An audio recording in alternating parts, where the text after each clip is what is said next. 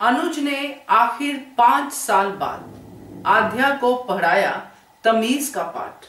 नमस्कार दोस्तों, स्वागत है आपका आपके अपने चैनल हंग्री स्पिरिट्स में। हंग्री स्पिरिट्स देख रहे सारे दर्शकों का मैं अंजू शर्मा दिल से स्वागत करती हूँ।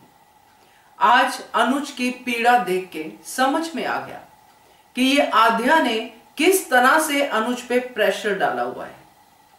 अनुज ने पहले कुछ नहीं कहा होगा क्योंकि आध्या को अनुपमा के नाम से पैनिक अटैक आते थे। आज अनुज खुल के बोला। दोस्तों, बात बहुत सारी है जो अनुज के बारे में इस वीडियो में मैं करूंगी, कुछ अच्छी भी कुछ बुरी भी, मगर सबसे अच्छी बात यह है कि आखिर 5 साल बाद ही सही मगर तमीज का पाठ तो पढ़ाया कम से कम आध्या को। आध्या को पसंद आया नहीं आया वो बात की बात है। चलिए चर्चा करते हैं। पहले वही निवेदन, जिन्होंने अभी तक चैनल को सब्सक्राइब नहीं किया है कर लीजिए, साथ में दोस्तों बेल आइकन दबाइएगा ताकि आपको हमारे वीडियोस के नोटिफिकेशन मिलते रहे। अनुज और अनुपमा, इनकी अपनी अपनी एक नेचर है जो अब खुल के हमारे सामने आ रही है। अनुपमा अच्छाई करती रहती है और उसमें गलतियां भी होती हैं, मगर वो गलतियां भी खुद ही करती है, खुद के ऊपर ही लेती है। अनुज जो है जल्दी जल्दी अपनी बात नहीं कह पाते हैं, जैसे कि 26 साल लगा दिए प्यार को बताने के लिए, और जब 26 साल के बाद प्यार मिला तो 3 साल लगा दिए अपनी बात को कहने के लिए कि प्रायोरिटी नहीं मिलती है।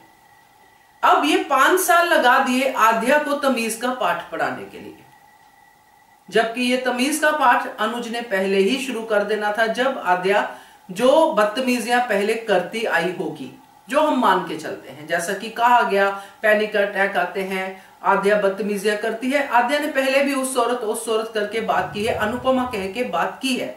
खैर, मुझे इस बात से कोई गिला नहीं है क्योंकि अब लगता है अनुज की नेचर शायद ऐसी ही है कि वो पहले ही बातें नहीं कर पाता है मगर अंदर अंदर बातें समझ के फिर अल्टीमेटली बातें कह देता है। अब ये अनुज के इर्द गिर्द के लोगों को समझना पड़ेगा कि अगर ये इस बात को अभी बुरा नहीं कह रहा है तो बाद में ये कह सकता है। उसको ये बुरी तो लगती है, ये बाकी लोगों को समझना पड़ेगा। मगर आज जिस तरह से अनुज ने आध्या को बोला ये बहुत ही बढ़िया था,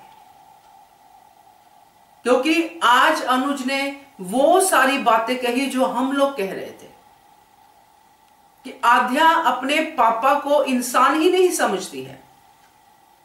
आध्या अपने पापा को एक रोबोट समझती है। ये मैंने ही अपनी वीडियो में कहा था कि बैठ जा बैठ गया, खड़ा हो जा खड़ा हो गया, इसको दिमाग से निकाल दो, इससे प्यार मत करो, ये अच्छा नहीं है, ये बुरा नहीं है। ये 14-15 साल की लड़की जो है अपने पापा को सिखा रही है। अल्टीमेटली ये तो बाहर होना ही था, आना ही था। आध्या जिस तरह की बदतमीजियां कर रही है दोस्तों, ये बदतमीजियां हजम होने वाली नहीं है। आज अगर कोई भी कहे कि आध्या को ट्रोल मत करो, ट्रोलिंग वाले तो खैर किसी का भी लिहाज नहीं करते हैं, उनकी तो जो है चीजें होती है वो कहां से आती है क्या होती है उस पर तो हम चर्चा कर भी नहीं सकते, ना ही करना चाहते हैं। बट जो हम देख रहे हैं अपनी आंखों से, चाहे बच्चे का कोई भी ट्रॉमा हो, आज अगर अनुज ये बात कहता है आध्या को कि अगर वो तुम्हारी सगी मां नहीं है तो मैं भी तो तुम्हारा सगा पिता नहीं हूं, इससे एक और बात समझ में आती है कि इसका मतलब वो सगी मां किसी और को समझती है, यानी कि माया को। तो ये जब चीजें सामने आई, आध्या ने जिस तरह से अनुपमा को ट्रीट किया अनुपमा की एब्सेंस में, ये बात अनुज को हजम नहीं हुई। क्योंकि मैं इस बात को अंडरस्टैंड करके चलती हूं, क्योंकि हमने वो 5 साल की जर्नी नहीं देखी, हम उसका सिर्फ एस्टिमेट लगा रहे हैं। क्योंकि आध्या जब ये बात कहते हैं कि हम लोग नॉर्मल थे, हम लोग खुश थे, इसका मतलब ये आध्या का ही पॉइंट ऑफ व्यू था कि हम खुश हैं, क्योंकि जो भी वो पॉप्स को कहती थी पॉप्स वो करते थे। मगर पॉप्स खुश थे या नहीं थे इसका आध्या को लेना देना ही नहीं है, क्योंकि उस समय अनुपमा सामने आई नहीं थी, इसलिए अनुपमा के बारे में कोई बात नहीं होती थी, कुछ नहीं होता था। तो आध्या अपनी जगह पे खुश थी कि अब वो औरत हमारी जिंदगी में नहीं है। मगर अनुज के कहने पे वो और ज्यादा चिड़ी कि तुम भी तो नहीं भुला पाई हो उसको, तुम्हें भी तो वो औरत याद है ना, तुम्हें भी तो अनुपमा याद है। और सबसे बड़ी बात कि अनुज आद्या के मुंह से अनुपमा की डिसरिस्पेक्ट आज नहीं झेल पाया। जब अनुज ये बातें कहता है एक मैच्योर इंसान की तरह कि वक्त की भी मजबूरी हो सकती है, हालात भी हो सकते हैं, ये भी हो सकता है, वो भी हो सकता है, वो दिल से कहता है और वो चाहता है कि मैं अनुपमा को मिलूं और पूछूं उसको कि क्यों छोड़ के गई। बिल्कुल राइट बनता है, तभी बनता था, मगर तब नहीं पूछा चलता है, तब गुस्सा था नहीं पूछा। मगर 5 साल तक यही सवाल इस इंसान को सता रहा है कि मेरी अनु हमें छोड़ के चली क्यों गई, और इस सवाल का जवाब अब मिलने की उम्मीद है, इसलिए वो अनुपमा को फोन कर रहा है। तो इस बात में आद्या को प्रॉब्लम हो रही है, क्योंकि अब वो नहीं चाहती कि ये जिसको वो ये औरत यानी कि अनुपमा को अपनी जिंदगी में वो एंट्री नहीं देना चाहती।